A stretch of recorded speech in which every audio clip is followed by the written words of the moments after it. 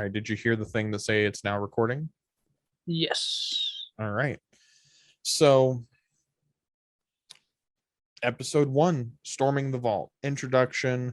So, we are a relatively new MTG podcast. We're looking to discuss a variety of topics, and to kind of kick things off, what better way than to introduce you to us? So, we have Jacob, also referred to as the Emissary of Deals, MTG Emissary of Deals. So, Jacob, why don't you share a little bit about yourself, sir?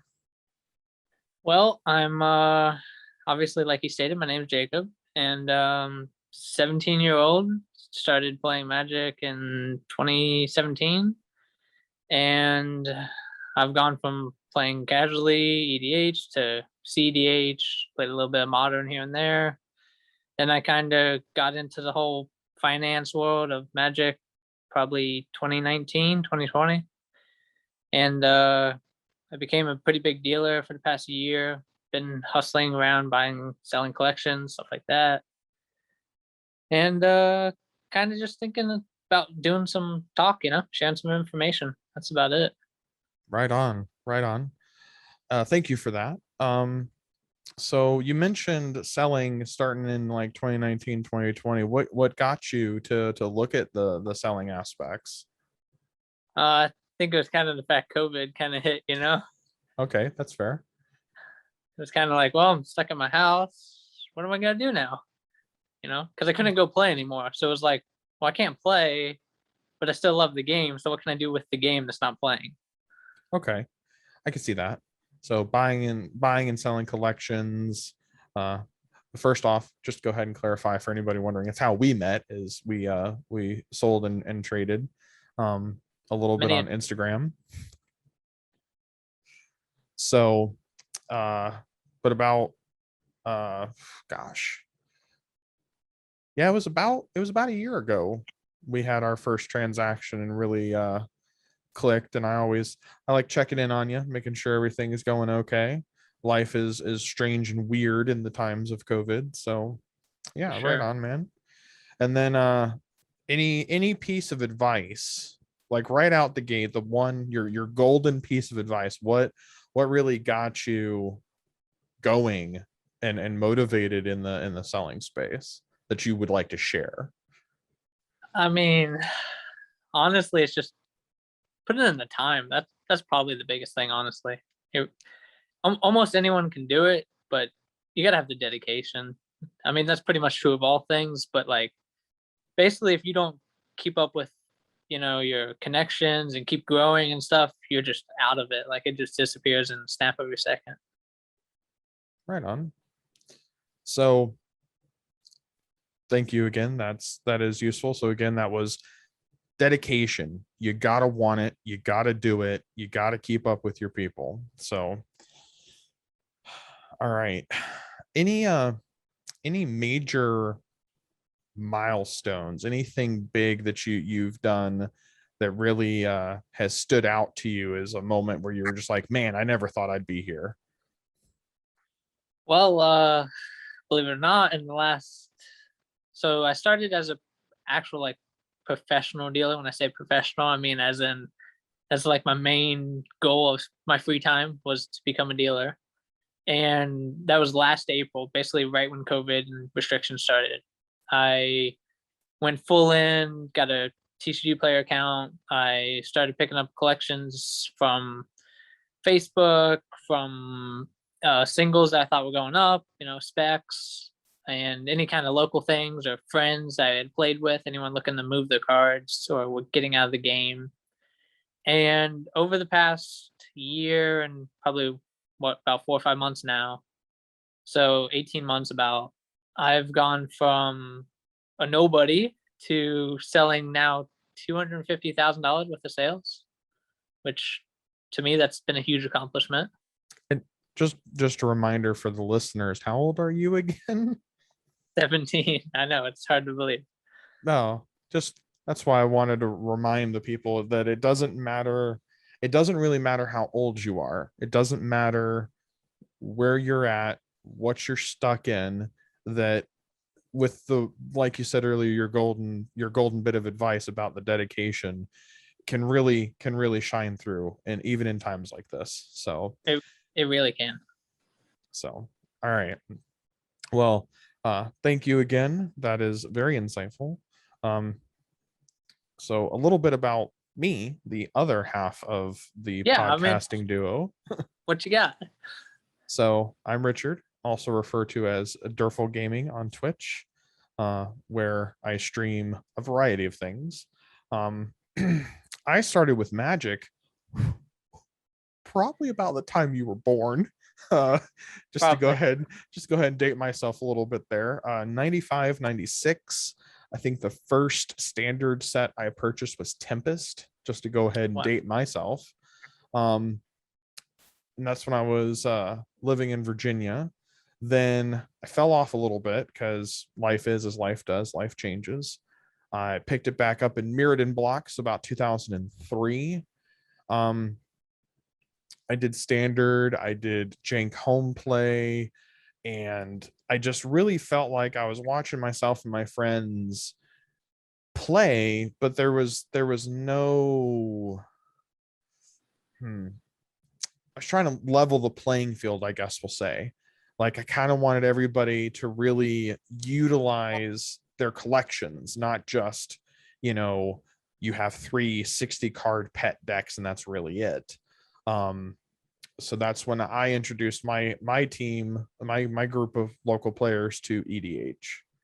And then it was about 4 years ago now, where I first started looking into Momir Vig Hackball for cEDH. Um, in that time, I now maintain the Momir Vig Hackball on the cEDH decklist database. We're due for another update soon. I wrote the primer for Hackball. I mod on the Hackball Discord. Um, and since have also moved into doing it for Joyra, Weatherlight Captain. So I did not post the list for that one. That belongs to Washra Tom. But shout outs to Wash and really cultivating a good group of guys over there on the Joyra Discord. Um, I am in the middle of writing that primer, and I do maintain the $100 budget version of Joyra that is included in that documentation. So it definitely has grown quite a bit for me. I did not, even when I was playing back in the early 90s, I did not get the Grim Monoliths. I did not get Mox Diamonds and things like that. I did not pick up those cards at that time. So You should have. I should have. Yes, that's gonna be a recurring theme for anybody listening. That's gonna be something that comes up again. I promise. Um, so yes, but that kind of brings us to, I think, why we wanted to do this podcast is, well, I have a lot of experience buying. I do have some experience selling, though not, I will admit, not near as much as you. um, and just really wanting to bring a lot of things forward in the Magic community that we really feel like because you and I have talked about this quite extensively, that we feel like need to be talked about. So any any follow up, anything to go along with that? No, I mean, you pretty much hit it. I think a lot of our goal is just to go over things that are not said and just kind of bring to light a lot of topics and experiences that we've had and just share the information we can. Right on.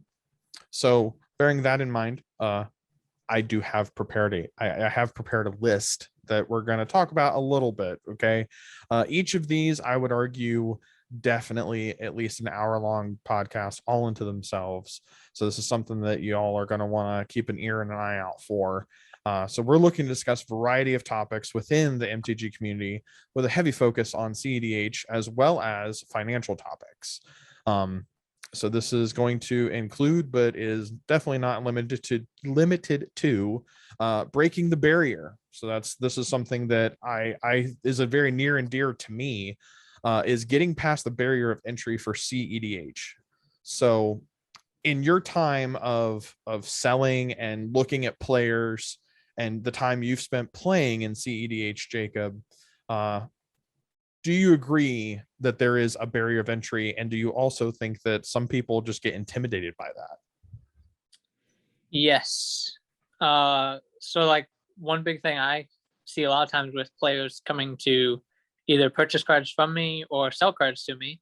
One, if they're coming to purchase cards from me, they're like, say there's this deck they want to build, and they're like, it just costs too much money, and I can't see justifying getting into this, and the format costs too much, and blah blah blah blah. All these reasons they can't do it.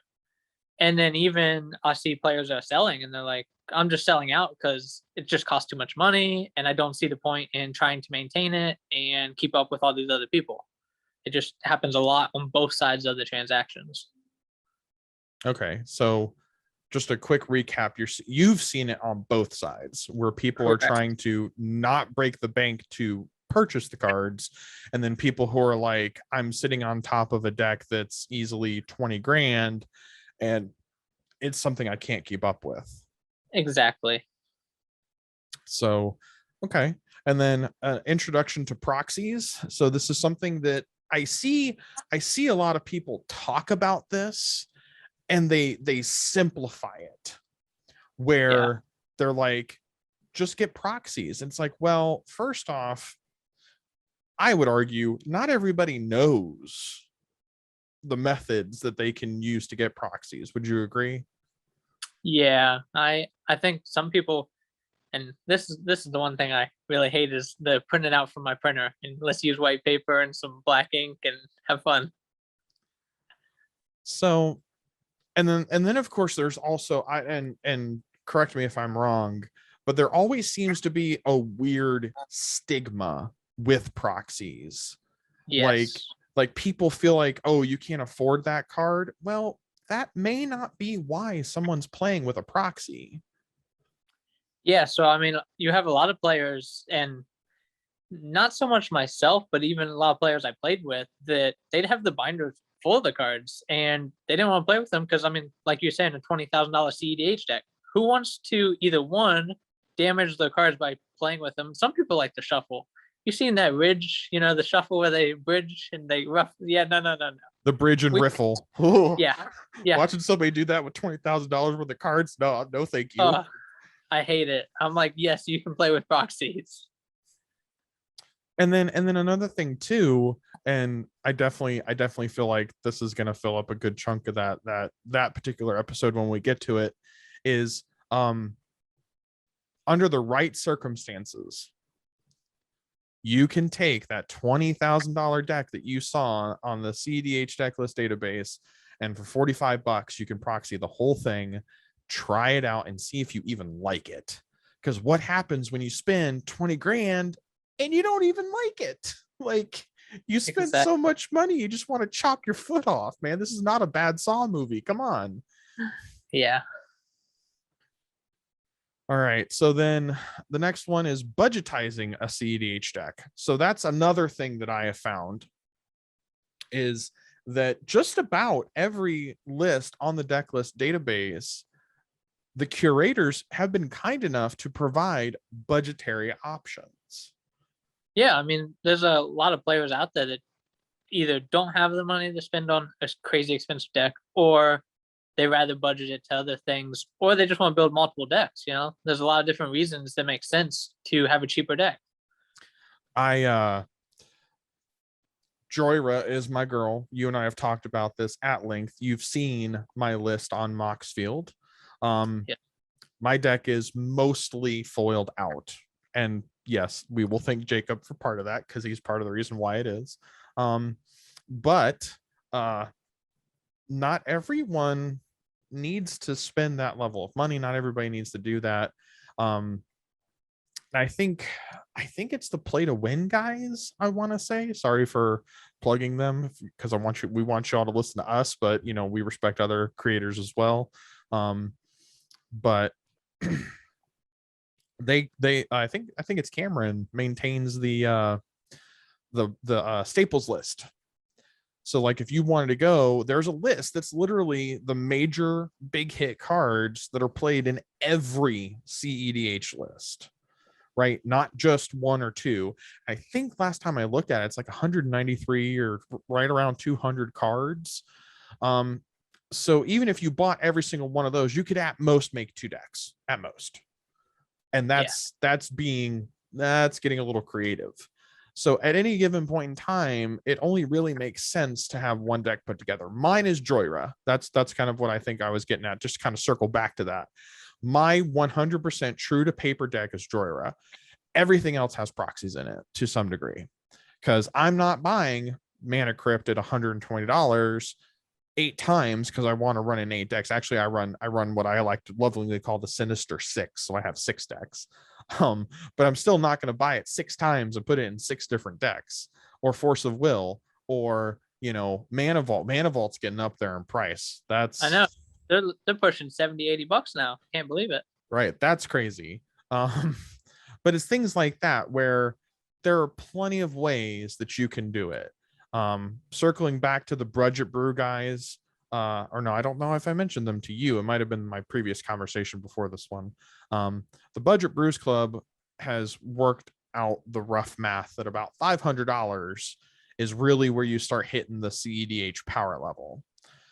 But I have seen decks be effective like Gitrog Monster. I started with a $250 version of Gitrog. Now mine's like $5,000.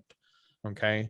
So I had a challenge where a buddy of mine was like, hey, I want to build Nihila, but I looked at the deck list online. It's like 20 grand. And I was like, I can build one for $125 and beat the pants off of you with it. And sure enough, that's exactly what I did. Side note, that was when Flash was still legal. Just so everybody knows, go ahead and get your giggle fits out the way. It's when Flash was legal. It is not anymore as of this recording and writing. I know I'm giving people false hope now. I need to stop. And then like the $100 version of Joyra that I maintain is one that I came up with and curated based off of input from the guys on the Joyra Discord, the Commander's Quarters deck lists, both of which now run about $100 if you look them up. And so like you can get into the game and not spend a metric ton of money, right? Yeah, for sure. So keeping the train rolling. Gameplay elements, this gets broken down a few different ways. You were talking about, Jacob, you couldn't play with the pandemic. Just I'm gonna go Freud on you for a second. How'd that make you feel? Honestly, I was kind of like, this really sucks, because I had put all that time and money in the deck. So I was like, now I can't play with my deck. Great.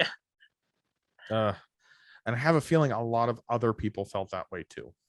Yes, I had many of people that sold me the whole collection because they were so ticked off they couldn't go play. Ouch. Yeah. It's okay. We will keep those players anonymous. And then of course playing online. So introducing Spell Table, which by the way, I did not know this initially. Spell Table was originally independent. They are now owned by Wizards of the Coast. So that's Spell Table, I didn't know anything about them until like 6 months in the pandemic. I found out about them. I was like, oh, great, now I can play. Thanks. So we definitely want to look at introducing more people to Spell Table. There are many Discords and many other avenues of which you can play that, some of you are going to want to keep your collections after we talk. Some of you are going to want to sell your collections after we talk. Mileage is going to vary. We make no promises either way. However, we do at least want it to be entertaining and give you guys some extra options.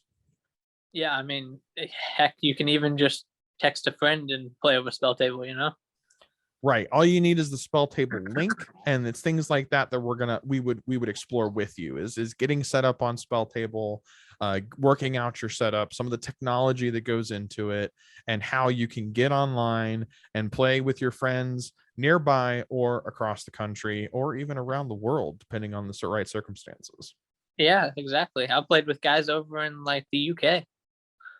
Right on. And then of course, online playing etiquette, because that's something I think a lot of people, you kind of go into it, and I did watch a couple of videos on it, but no one can really seem to agree on things.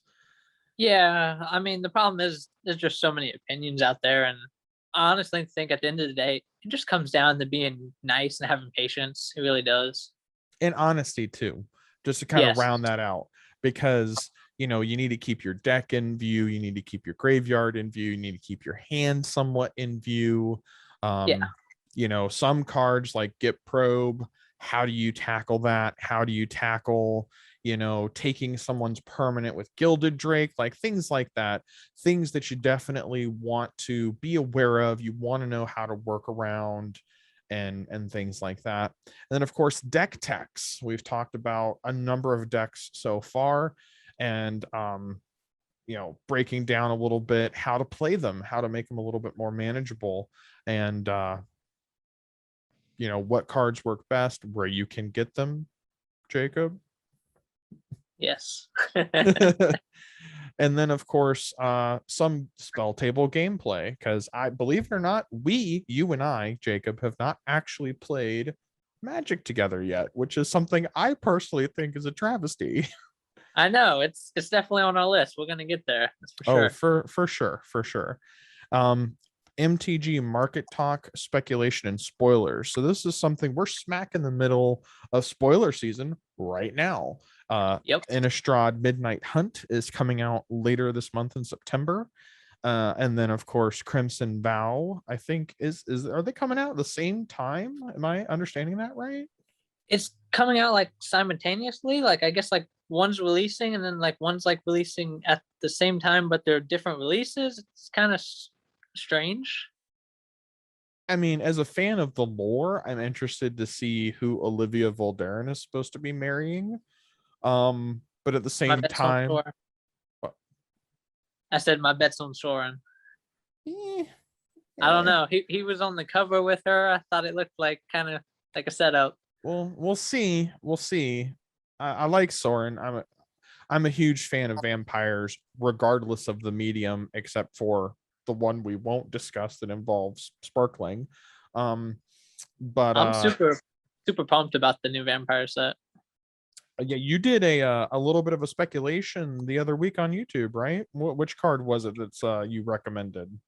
Yeah, the cEDH Trader get. I don't know. He's just cheap. Like him Right sitting down. now. Yeah, he's sitting at like $10 right now. And honestly, if they even print any good vampires and people go to buy vampires because we know they're gonna go buy vampires when the set comes out, guess what? That's one of the staples that should go in any vampire deck. Oh, and they did that big announcement too, and I saw the recently spoiled or yeah, spoiled judge promos. My boy Yes, Edgar Markov looked sharp. he really did. That card I'm excited about for sure. Nice. All right, and then of course we've talked a lot about the cEDH aspects and gameplay and things like that, but and now we're starting to hedge into things like buying and selling. So one topic you and we practically gushed about the other day was buying cards, checking for fakes. For sure. That's definitely a much stronger area for you. So can you let's have you explore that a bit more. I mean, so like just a quick rundown, and a lot of people honestly probably don't even think about it when you buy a card to even check if it's fake. Like, is like surprising as that sounds, almost nobody checks their cards for fake. And not to say that people do, but you can literally have fakes in your hand and never know it just because like the technology over in China, all the printing that they do over there of aka proxies that are fakes, whatever you want to call them, they just look good. And to the average player that's not checking them at all, just in their hand, it looks like a real magic card. And one of the like simple things I'm sure most people probably know if they're checking for fakes to use either like the light test, basically just take like any like bright LED light you have, shine it through, and if the card's got like a blue kind of like shaking pattern through it, then it's a real card. Or you can take a like a jeweler's loop, and you can just look at the green dial in the back, and there should be like a little red L in the green symbol. And so, I mean, those are the two simple, easy ways to do. There's a couple other ways, but those get even tricky for a dealer. Like the average player doesn't want to mess with that. Yeah, so that's something that's really big, and I know it comes up a lot when buying and selling on eBay, which is another topic to discuss. Yes, I'll tell you what. As far as eBay goes, you got so many people that are either trying to scam people, they are not sellers themselves, so they don't know they could have a card and honestly not know it's fake, and that does happen. I've seen many guys that I knew them personally. I know they were good people and would never sell fake. They listed a card on eBay and turned out it was fake. And like you wouldn't know it because obviously nobody checks the cards for fakes. But honestly, I recommend that anyone that purchases cards online or even from an LGS, because LGS can get cards from anybody, just anybody walks in. Yeah, which definitely takes us into some of the other topics, buying and selling on TCG Player or local markets. So looking at things like Craigslist, Facebook Marketplace, your LGS, absolutely. There's methods to the madness. It may not always appear that way on the surface, but there's definitely things that you want to be aware of, items you want to be on the lookout for. And then of course, for me, from a buying perspective, trust your gut. That's one thing I will tell people. I've bought and sold and traded a lot. Um, Whole collections, individual cards. Go with your gut. If your gut tells you something's not quite right, your gut has no It's reason to lie to you. There's probably something wrong. I agree. So, uh, yeah, that's not even my whole list of topics. That's just the ones that I roughed out for this podcast. So along with these topics, Jacob and I, would like to take questions from viewers and listeners like you, topics that you would like heard, discussed, or expanded upon. And we also are going to have some interviews and some guest speakers. Jacob already has a couple of people hitting him up to come on the show and talk to us a little bit. And Magic has such a great community overall. That's not to say that there aren't outliers, but for the most part, a great overall community. And then just about anybody I've talked to in terms of cEDH, like they don't care about your wallet. They don't care about what deck you're piloting. They like playing different people. They like playing against the player. You could bring Thrasios and Timna and Rock'em Sock'em Robots, or you could bring Gitrog and cause people to go slowly crazy as they watch you mill through your deck a dozen times. Like, it doesn't really matter. Some of it is just really cool to watch and even better when you're playing. Yeah, I mean, it's all comes down to it's just a game to have fun with, and build them relationships. People just casual hang out. Something fun to do. So yeah, we want to expand that by, as some of the topics have indicated, lowering that barrier of entry. We want to show how you can get into the format, how you can play, how you can enjoy yourself a little bit more and not feel like you're having to break the bank to do it. For sure, I agree 100%. Now, since we're open to interviews and questions and such, Jacob, what do you think is the best way that people can ask us questions? So I mean, for one, like watching this on YouTube, you can drop a comment below, something like that. That's super easy and simple. Another thing is if you're following us on Instagram or Discord, wherever it might be, and you know us personally, you can send us a direct message, something like that. And basically just any kind of reaching out to us to talk to us personally. We're pretty nice guys, I'd say. I would argue so. I feel I'm pretty nice. I'm pretty easy to talk to. You Yeah. know, some might even say the soothing, calming, dulcet tones of one Richard, uh, and then Jacob. So, bearing that in mind, that does bring episode 1 of Storming the Vault to a close. Keep your eyes and ears out wherever you listen to podcasts or check us out on YouTube. All of the social links will be provided, probably via Linktree. Just a heads up, beautiful people. And Yes. we'll catch y'all next time.